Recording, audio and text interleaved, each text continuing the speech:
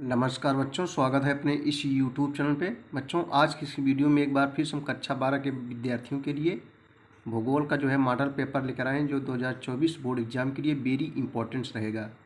बच्चों, यह जो है NCERT रहेगा और सभी बोर्ड के स्टूडेंट्स के लिए मोस्ट इम्पॉर्टेंट रहेगा। तो चलिए आइए देखते हैं। समय आपको 3 घंटे 15 मिनट के मिलेंगे। पूर्णांक आपको 70 अंक का रहेगा। और उसके बाद नोट में क्या रहेगा बच्चों, प्रारंभ के 15 मिनट परीक्षार्थियों को प्रश्न पत्र पढ़ने के लिए निर्धारित किया जाएगा। सभी प्रश्न अनिवार्य रहेंगे, जिसमें बहुविकल्पीय प्रश्न रहेगा, अतिलघु लघु और दीर्घ प्रश्न मिलेंगे। तो सबसे पहले हम जो है बहुविकल्पीय प्रश्न देखेंगे। चलिए पहला बहुविकल्पीय प्रश्न हम लोग देखेंगे कि नव निश्चयवाद की संकल्पना सर्वप्रथम किसने अभिव्यक्त की थी। E.C. सिंपल, विडाल, रेस्टल, जी टेलर। तो सही जवाब बच्चों जो यहाँ जो है सी हो जाएगा। तो सही जवाब क्या हो जाएगा, सी हो जाएगा, जी टेलर। अगला क्वेश्चन देखेंगे, निम्न में से कौन सी क्रिया प्राथमिक क्षेत्र के अंतर्गत नहीं आती है। कौन सी ऐसी क्रिया जो प्राथमिक क्षेत्र के अंतर्गत नहीं आती है। तो दो को बच्चों सही जवाब क्या हो जाएगा, सी हो जाएगा, बीमा क्षेत्र। ये जो है प्राथमिक क्रिया क्षेत्र के अंतर्गत नहीं आता है। प्राथमिक क्षेत्र के अंतर्गत कौन कौन सी क्रिया आती है, जैसे बच्चों को हो गया खनन हो गया, मत्स्य हो गया, वनी उत्पादन हो गया। ये सब जो है क्या होते हैं, प्राथमिक क्षेत्र के अंतर्गत आते हैं, लेकिन बीमा क्षेत्र ये नहीं आता है। ठीक है। अगला क्वेश्चन है, भारत का सबसे बड़ा कोयला क्षेत्र स्थित है। रानीगंज में, कर्णपुरा में, झरिया में, बोकारो में। तो इसमें से 4 ऑप्शन दिए गए बच्चों। आपको सही जवाब क्या हो जाएगा, बी हो जाएगा, झरिया, झारखंड, जो कोयले के लिए जो है बहुत ही प्रसिद्ध है। कहाँ है, झारखंड में। जहाँ से झरिया, जहाँ से झारखंड। भारत का सबसे बड़ा जो है कोयला क्षेत्र कहाँ स्थित है बच्चों, झरिया में है। अगला क्वेश्चन देखेंगे, क्वेश्चन नंबर 4 है कि निम्न में से किस राज्य की जनसंख्या सबसे अधिक है। राजस्थान, बिहार, महाराष्ट्र, जो है मध्य प्रदेश। इसमें बच्चों बताना है सबसे ज़्यादा जनसंख्या वाला राज्य कौन सा है। तो 4 का सही जवाब जो है डी हो जाएगा। इसमें सबसे ज़्यादा महाराष्ट्र है। वैसे देखा जाए तो सबसे ज़्यादा इस समय किस राज्य की जनसंख्या है भारत में, तो बच्चों उत्तर प्रदेश की जनसंख्या सबसे ज़्यादा है, पूरे भारत में सबसे ज़्यादा है। लेकिन इन चारों ऑप्शन में सबसे ज़्यादा किसकी है, महाराष्ट्र की है। जंग का कटोरा किस उद्योग क्षेत्र को कहते हैं। 5 का आपको बताना है। सही जवाब क्या हो जाएगा बच्चों, जंग का कटोरा किस उद्योग क्षेत्र को कहते हैं। तो ये पिट्सबर्ग उद्योग क्षेत्र को कहते हैं। अगला क्वेश्चन देखेंगे, क्वेश्चन नंबर 6 है। क्वेश्चन नंबर 6 है, पनामा नहर की लंबाई कितनी है। आपको बच्चों बताना है कि पनामा नहर की लंबाई जो है कितनी है। 70 किलोमीटर, 71 किलोमीटर, 72 किलोमीटर, 73 किलोमीटर। तो 6 का सही जवाब जो है सी हो जाएगा, 72 किलोमीटर। यानी पनामा नहर की जो लंबाई है वो जो है 72 किलोमीटर है। अगला क्वेश्चन है कि निम्नलिखित में से कौन एक भारत का सबसे छोटा धार्मिक समुदाय है। जैन धर्म, बौद्ध धर्म, ईसाई धर्म, पारसी धर्म। तो बच्चों सही जवाब जो है डी हो जाएगा, पारसी धर्म है। निम्नलिखित में से कौन जैविक संसाधन है। वायु, लोहा, सोना, वनस्पति। जैविक संसाधन तो बच्चों जो है वनस्पति मान क्या होता है, पेड़ पौधे। ये जो है एक जैविक संसाधन है। अगला क्वेश्चन देखेंगे हम लोग, अतिलघुत्तरीय प्रश्न जो 2-2 अंकों का रहेगा। अतिलघुत्तरीय प्रश्न 2-2 अंकों का रहेगा। चलिए बच्चों इसका हम लोग उत्तर देखेंगे। पहला है, 9वां है कि संभववाद क्या है। प्राकृतिक जनसंख्या वृद्धि का आकलन कैसे निर्धारित होता है। सबसे पहले हम लोग देखेंगे संभववाद क्या है। आइए इसको उत्तर देखते हैं हम लोग। 9 को उत्तर देखेंगे बच्चों, संभववाद किसे कहते हैं। तो मानव द्वारा पर्यावरण से प्राप्त संसाधनों का विभिन्न संभावनाओं के रूप में परिवर्तन करना संभववाद कहलाता है। इसके जनक जो है विडाल डी ला ब्लास है। अगला क्वेश्चन देखेंगे हम लोग। क्वेश्चन नंबर 10 है बच्चों कि प्राकृतिक जनसंख्या वृद्धि का आकलन कैसे निर्धारित होता है। प्राकृतिक जनसंख्या वृद्धि का आकलन कैसे निर्धारित होता है। चलिए इसका उत्तर हम लोग देखते हैं। चलिए 10 का उत्तर देखेंगे हम लोग। प्राकृतिक जनसंख्या वृद्धि का आकलन अशोधित जन्म दर से अशोधित मृत्यु दर द्वारा जो है निर्धारित होता है। क्वेश्चन नंबर बच्चों 11 है कि ऊर्जा के अपारंपरिक स्रोत कौन कौन से हैं। मोस्ट इंपॉर्टेंट क्वेश्चन है। अब ऊर्जा के अपारंपरिक स्रोत कौन कौन से हैं, आइए इसका उत्तर देखते हैं हम लोग। ऊर्जा के अपारंपरिक स्रोतों में कौन कौन शामिल है।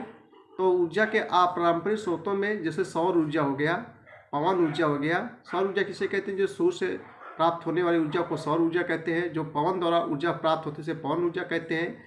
तरंग ऊर्जा जो तरंगों द्वारा, ज्वारीय ऊर्जा जो ज्वार द्वारा, सोलर पावर इत्यादि। इनसे जो है पर्यावरण पर जो है नकारात्मक प्रभाव नहीं पड़ता है बच्चों। ठीक है। 12 नंबर क्वेश्चन देखेंगे, कर्ष एवं अपकर्ष कारक किसके लिए उत्तरदायी है? कर्ष एवं अपकर्ष कारक जो है किसके लिए उत्तरदायी है?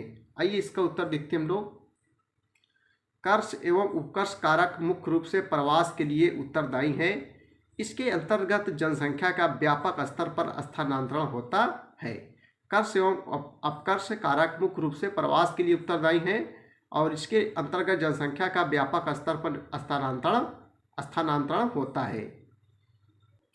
क्वेश्चन नंबर बच्चों 13 है कि गौरीसर नगर किसे कहते हैं? ये क्वेश्चन हम पढ़ाए भी हैं। गौरीसर नगर किसे कहते हैं? बच्चों यदि आप हमारे सभी वीडियो देखना चाहते हैं तो प्लेलिस्ट के नाम से कक्षा 12 ज्योग्राफी भूगोल ग्राम प्लेलिस्ट बनाई गई है। आप प्लेलिस्ट में से आप हमारे सारे वीडियो देख सकते हैं। तो गौरीसर नगर किसे कहते हैं? आइए इसका उत्तर देखते हैं हम लोग। देखो, ऐसे नगर बच्चों जहाँ सैनिक छावनी होती है, जहाँ सैनिक रुकते हैं, ऐसे नगर जहाँ सैनिक छावनी होती है तथा अस्थायी रूप से निवास करते हैं, गौरीसर नगर कहलाते हैं। सुरक्षात्मक दृष्टि से इन्हें जो है महत्वपूर्ण नगर माना जाता है। क्वेश्चन नंबर 14 देखेंगे हम लोग। भूगोल के दो प्रमुख घटक क्या है? भूगोल के दो प्रमुख घटक बताना है आपको कि भूगोल के दो प्रमुख घटक कौन कौन से हैं। आइए इसका उत्तर देखते हैं। तो चलिए बच्चों हम लोग 14 नंबर उत्तर देखेंगे। मानव भूगोल एवं भौतिक भूगोल, भूगोल के जो है दो प्रमुख घटक हैं। कौन कौन? एक मानव भूगोल जिसके अंतर्गत मानव का अध्ययन किया जाता है, दूसरा भौतिक भूगोल। भूगोल के दो प्रमुख घटक हैं। भूगोल में जो है इनका अध्ययन समग्र रूप से किया जाता है। क्वेश्चन नंबर 15 बच्चों है कि कुटीर उद्योग को परिभाषित कीजिए। कुटीर उद्योग किसे कहते हैं या कुटीर उद्योग को जो है परिभाषित कीजिए। चलिए इसका उत्तर देखते हैं हम लोग। देखो, कुटीर उद्योग निर्माण की सबसे छोटी इकाई होती है। कुटीर उद्योग निर्माण की सबसे छोटी इकाई होती है। ऐसे उद्योगों में जो है कम पूंजी एवं कम कच्चे माल की आवश्यकता होती है। इसे किसी भी स्तर पर जो है स्थापित किया जा सकता है। अगला क्वेश्चन है 16 नंबर क्वेश्चन है, भारत में कोयला उत्पादक किन्हीं 4 क्षेत्रों का उल्लेख कीजिए।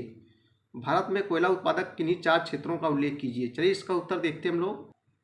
भारत में कोयला उत्पादक क्षेत्रों में प्रमुख हैं झरिया झारखंड, रानीगंज बोकारो, कानपुर। इन क्षेत्रों में मुख्यतः बिटुमिनस किस्म का जो है कोयला पाया जाता है। कौन सी किस्म का? बिटुमिनस किस्म का कोयला जो है पाया जाता है। चलिए दोस्तों हम लोग जो है लघुत्तरीय प्रश्न देखेंगे जो बच्चों 4 अंकों का रहेगा। लघुत्तरीय प्रश्न कितने अंकों का रहेगा? 4 अंकों का रहेगा। पहला क्वेश्चन है कि व्यापार संतुलन क्या है? व्यापार संतुलन के तीनों भागों की जो है चर्चा कीजिए। व्यापार संतुलन क्या है? व्यापार संतुलन के तीनों भागों की चर्चा कीजिए। आइए इसका उत्तर देखते हैं हम लोग। चलिए बच्चों हम लोग 17 नंबर को उत्तर देखेंगे लघुत्तरीय प्रश्न का।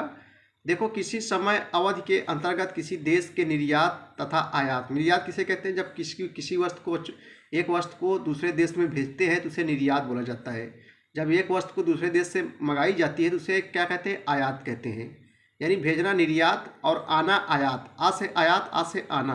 कोई वस्तु आ रही है किसी देश से उसे आयात कहते हैं। जब कोई वस्तु बाहर जा रही है उसे क्या कहते हैं बच्चों? निर्यात। तो किसी समय अवधि के अंतर्गत किसी देश के निर्यात तथा आयात के अंतर को जो है व्यापार संतुलन कहा जाता है। यह एक देश द्वारा अन्य देशों को जो है आयात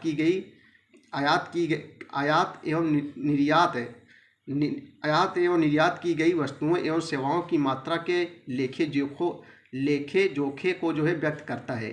व्यापार संतुलन को मुख्यतः 3 भागों में बच्चों में विभाजित किया जाता है। कौन कौन? चलिए आइए देखते हैं। पहला है अनुकूल व्यापार संतुलन। जब किसी देश के द्वारा निर्यात की गई वस्तुओं एवं सेवाओं का मूल्य आयात के मूल्य की अपेक्षा अधिक होता है तब उस देश का जो है व्यापार संतुलन धनात्मक होता है। नंबर 2 है बच्चों प्रतिकूल व्यापार संतुलन। प्रतिकूल व्यापार संतुलन। जब किसी देश के द्वारा निर्यात की गई वस्तुओं एवं सेवाओं का मूल्य आयात मूल्य की तुलना में कम होता है तब उस देश का जो है व्यापार संतुलन ऋणात्मक होता है।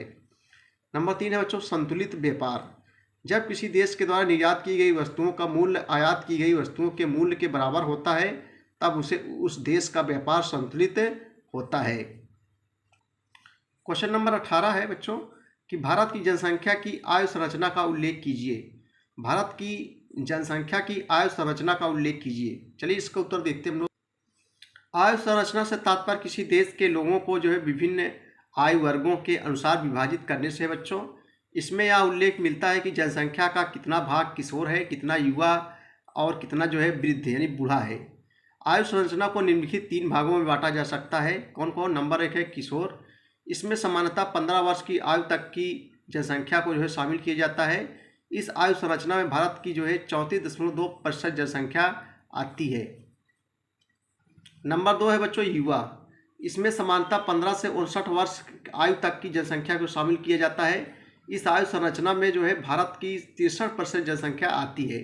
नंबर 3 है भैया कि वृद्ध यानी बूढ़ा। इसमें समानता 60 वर्ष से अधिक आयु के लोगों को शामिल किया जाता है। क्वेश्चन नंबर 19 देखेंगे हम लोग कि चतुर्थ क्रियाकलाप क्या है बच्चों। इसमें किस प्रकार की क्रियाओं को शामिल किया जाता है। वेरी इंपॉर्टेंट क्वेश्चन है। चतुर्थ क्रियाकलाप क्या है, इनमें जो है किस प्रकार की सेवाओं को, इसमें किस प्रकार की क्रियाओं को शामिल किया जाता है। चलिए इसका उत्तर देखते हैं हम लोग। चतुर्थ क्रियाकलाप यह व्यापारिक क्रियाएं हैं जो अनुसंधान और विकास पर केंद्रित होती हैं। इसमें सूचना का उत्पादन, संग्रहण, विशिष्ट तकनीकी ज्ञान की जो है कुशलता तथा उच्च प्रशासकीय दक्षता संबंधित कार्य शामिल होते हैं। इसमें संलग्न श्रमिक को जो है गुलाबी कलर कहा जाता है बच्चों। कार्यालय, विद्यालय, विश्वविद्यालय, अस्पतालों, प्रबंधकों से लेकर परामर्शदाताओं, रंगमंचों, लेखा और दलाली के कार्यों में कार्यरत कर्मचारी इस वर्ग की सेवा से संबंधित होते हैं। अतः इस वर्ग के कर्मचारी उच्च ज्ञान वाले होते हैं। ठीक है, यानी चतुर्थ क्रियाकलाप में चतुर्थ क्रियाकलापों को जो है आउटसोर्सिंग के माध्यम से भी पूरा किया जा सकता है। ये सेवाएं जो है पर्यावरण से प्रभावित तथा बाजार द्वारा स्थानीयकृत नहीं है। इस क्रिया ने भी प्राथमिक व द्वितीय क्षेत्र से रोजगारों को जो है प्रतिस्थापित किया है। क्वेश्चन नंबर 20 देखेंगे लघु उत्तरी हम लोग। शुष्क कृषि तथा आर्द्र कृषि में क्या अंतर है। शुष्क कृषि तथा आर्द्र कृषि में अंतर बताना है। आइए इसका उत्तर देखते हैं हम लोग। शुष्क कृषि तथा आर्द्र कृषि में अंतर बताना है। एक तरफ हेड डालेंगे हम लोग शुष्क कृषि, एक तरफ डालेंगे आर्द्र कृषि। देखो बच्चों, शुष्क कृषि किसे कहते हैं। 75 सेंटीमीटर से कम वर्षा वाले क्षेत्रों में जो है की गई कृषि शुष्क कृषि कहलाती है। और आर्द्र कृषि किसे कहते हैं। 150 से 200 सेंटीमीटर वर्षा वाले क्षेत्रों में की गई कृषि आर्द्र कृषि कहलाती है। सिंचाई सुविधाओं की कमी के कारण जो है कम पानी की आवश्यकता वाली फसलें बोई जाती है इसमें। और इसमें क्या होता है बच्चों, आर्द्र कृषि में ऐसी फसलें बोई जाती है जिनके लिए अधिक वर्षा की आवश्यकता होती है, जैसे चावल हो गया, रबड़ हो गया, चाय हो गया आदि। इसमें देखेंगे बच्चों, महाराष्ट्र, गुजरात और राजस्थान में इस प्रकार की कृषि की जाती है। असम व केरल में इस प्रकार की कृषि की जाती है, यानी आर्द्र कृषि कहाँ ज़्यादा की जाती है, असम और केरल में। और शुष्क कृषि बच्चों महाराष्ट्र, गुजरात व राजस्थान में जो है इस प्रकार की कृषि की जाती है, क्योंकि राजस्थान जानते हैं आप लोग मरुस्थल है। क्वेश्चन नंबर 21 देखें हम लोग। व्यापारिक पशुपालन किसे कहते हैं, इसकी 5 विशेषताओं को बताइए। आइए इसका भी उत्तर देखते हैं हम लोग कि व्यापारिक पशुपालन किसे कहते हैं, इसकी 5 विशेषताएं बताइए। प्रश्नोत्तर नंबर 21 का उत्तर देखेंगे हम लोग। बड़े बड़े फार्मों पर धन, फार्म मिल्स होता है कंपनी, बड़े बड़े फार्मों पर धन कमाने हेतु वैज्ञानिक ढंग से पशुओं का पालन पोषण करना पशुपालन कहलाता है। इसकी विशेषताएं निम्नलिखित है बच्चों। नंबर 1, इस पशुपालन के अंतर्गत एक ही प्रकार के पशुओं को पाला जाता है तथा इनसे प्राप्त मांस, खाल एवं ऊन को बाजारों में निर्यात किया जाता है, यानी भेजा जाता है। नंबर 2, यह पशुपालन कम जनसंख्या वाले क्षेत्रों में बड़े बड़े फार्मों पर जो है किया जाता है। नंबर 3, यह पशुपालन शीतोष्ण घास के मैदानी भागों में विस्तृत रूप से अधिक प्रचलित है, जहाँ सम जलवायु पाई जाती है, या सम माने बराबर जलवायु। यह प्रायः विकसित देशों जैसे ऑस्ट्रेलिया, न्यूजीलैंड आदि देशों में जो है प्रचलित है। इस पशुपालन में मुख्य ध्यान पशुओं के प्रजनन, जननी सुधार, बीमारियों पर जो है नियंत्रण एवं स्वास्थ्य संबंधी सुधारों पर विशेष रूप से दिया जाता है। ठीक है बच्चों। देखो बच्चों, अब दीर्घोत्तरी प्रश्न हम देखेंगे जो 6 अंकों का मिलेगा। मानव भूगोल के विषय क्षेत्र को क्षेत्र पर टिप्पणी लिखिए अथवा एशिया में जनसंख्या के असमान वितरण के 5 कारकों को वर्णन कीजिए। अथवा करके देगा, जब अथवा लग जाएगा तो सिर्फ एक ही करना है, चाहे इसको कीजिए चाहे इसको। तो हम लोग चल रहे हैं, इसको देखेंगे। मानव भूगोल के विषय क्षेत्र पर टिप्पणी लिखिए। चलिए दीर्घोत्तरी हम लोग देखेंगे क्वेश्चन। मानव भूगोल वह विज्ञान है जिसके अंतर्गत मानव तथा भौतिक पर्यावरण के पारस्परिक संबंधों का अध्ययन क्षेत्रीय आधार पर किया जाता है बच्चों। मानव भूगोल भौतिक वातावरण और मनुष्य द्वारा निर्मित सामाजिक, सांस्कृतिक पर्यावरण के मध्य के संबंधों का अध्ययन उनकी परस्पर अन्योन्य क्रिया के द्वारा करता है। मानव भूगोल की प्रकृति अंतर विषयक है। पृथ्वी पर पाए जाने वाले मानवीय तत्वों को समझने व उनकी व्याख्या करने के लिए मानव भूगोल के विभिन्न सहयोगी विषय क्षेत्रों या उप क्षेत्रों का अध्ययन भी आवश्यक है, जिनकी व्याख्या निम्न प्रकार है। नंबर 1 है सामाजिक भूगोल। इसके अंतर्गत मुख्य रूप से व्यवहारवाद, सामाजिक कल्याण, सांस्कृतिक, ऐतिहासिक तथा चिकित्सा जैसे उप क्षेत्रों को जो है शामिल किया जाता है, जो क्रमशः समाजशास्त्र, मनोविज्ञान, कल्याण, अर्थशास्त्र, मानव विज्ञान, इतिहास तथा अन्य विज्ञान संबंधित विषयों के साथ संबंधित होते हैं, जिनके माध्यम से मानव के विभिन्न उपागमों का अध्ययन किया जाता है। नंबर 2 है बच्चों राजनीतिक भूगोल। इसके अंतर्गत मानव की राजनीतिक सामाजिक स्थिति का अवलोकन किया जाता है, जिससे मानव की राजनीतिक स्थिति को समझने में सहायता मिलती है। यह अंतर्राष्ट्रीय अध्ययनों में भी सहायक होता है। नंबर 3 है नगरीय एवं आवास भूगोल। मानव भूगोल के इस विषय के अंतर्गत नगरों की स्थिति तथा नगरों के नियोजन से संबंधित तथ्यों का जो है अध्ययन किया जाता है, जिसका आधुनिक नगरीय नियोजन में महत्व बढ़ गया है। आवास भूगोल के अंतर्गत नगर ग्रामीण नियोजन का जो है अध्ययन किया जाता है। नंबर 4 है बच्चों जनसंख्या भूगोल। जनसंख्या भूगोल मानव भूगोल का एक महत्वपूर्ण विषय क्षेत्र है। इसमें जनसंख्या तथा उसका वितरण, देखो बच्चों जनसंख्या से नाम से संबंधित है, यानी जनसंख्या के बारे में लिखना है। बहुत कठिन नहीं है, आप लिख लोगे चाहे इतना लंबा रहे। तो जनसंख्या भूगोल मानव भूगोल का एक महत्वपूर्ण विषय क्षेत्र है, जिसमें जनसंख्या तथा उसका वितरण, घनत्व, आयु, लिंग, जन्म दर, मृत्यु दर, साक्षरता आदि महत्वपूर्ण पहलुओं का अध्ययन किया जाता है। नंबर 5 है भैया आर्थिक भूगोल। देखो बच्चों आर्थिक क्या है, पैसे संबंधित होता है। यह मानव भूगोल के अंतर्गत बृहत अध्ययन क्षेत्र होता है, जिसके अंतर्गत संसाधन, कृषि, उद्योग, विपणन, पर्यटन, अंतर्राष्ट्रीय व्यापार जैसे उप क्षेत्रों का अध्ययन किया जाता है। इसमें सहयोगी विज्ञान विषय को जो है शामिल कर इसका विश्लेषण बड़े स्तर पर किया जाता है। यह अध्ययन देश की आर्थिक स्थिति को समझने में भी सहायता करता है, अतः इसका जो है अधिक महत्व है। ठीक है बच्चों, तो ये हो गया विस्तृत उत्तरी प्रश्न।